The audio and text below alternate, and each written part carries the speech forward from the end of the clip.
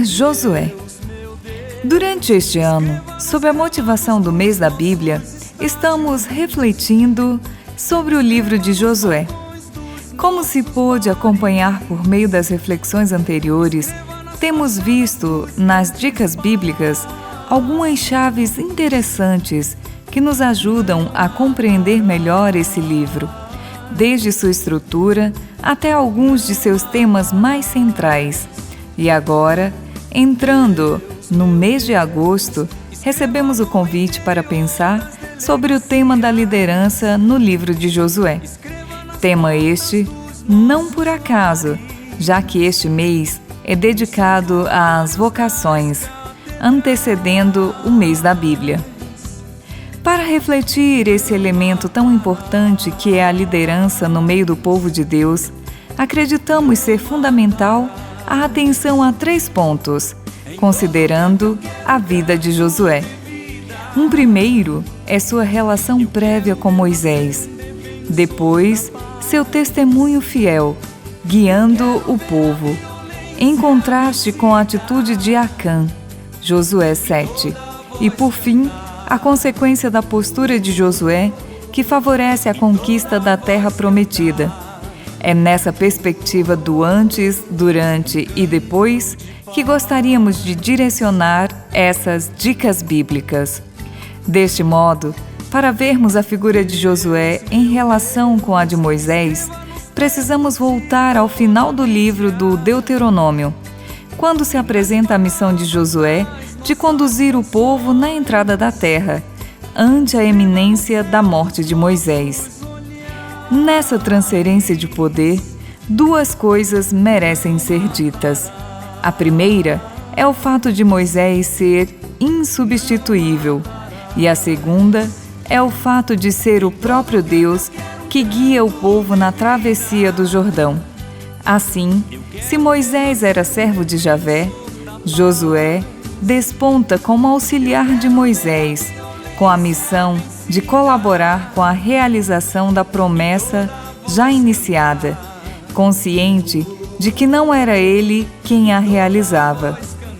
O segundo elemento é a própria liderança de Josué. Afinal, ele dá o exemplo de fidelidade a Deus. E mais que isso, ele ajuda Israel a ser fiel. Em contraste com a fidelidade de Josué, temos a figura de Acã, que ao cometer um ato de infidelidade, coloca em risco a vida de toda a comunidade.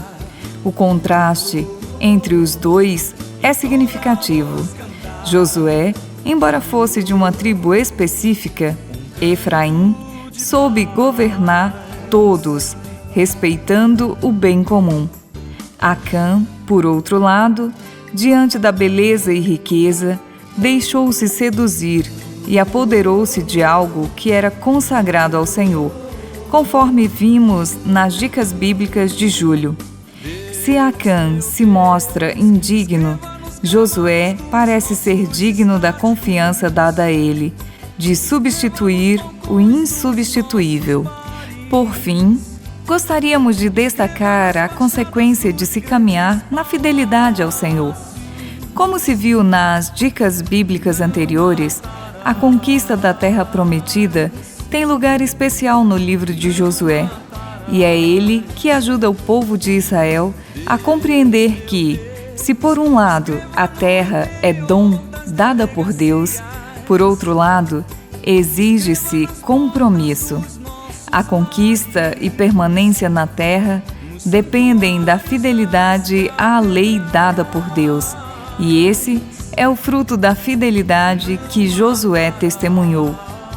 Diante dessas 2 lideranças, nos preparamos para o mês vocacional, percebendo em Josué esse vocacionado que ouviu a voz de Deus e seguiu com fidelidade à vontade de Deus.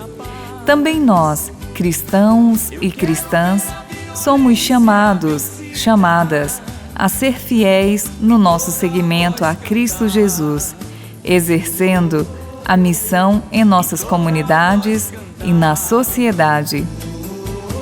Texto de Paulo Henrique Laurêncio dos Santos, jesuíta, membro do grupo SAB Shema. Pausa para a reflexão.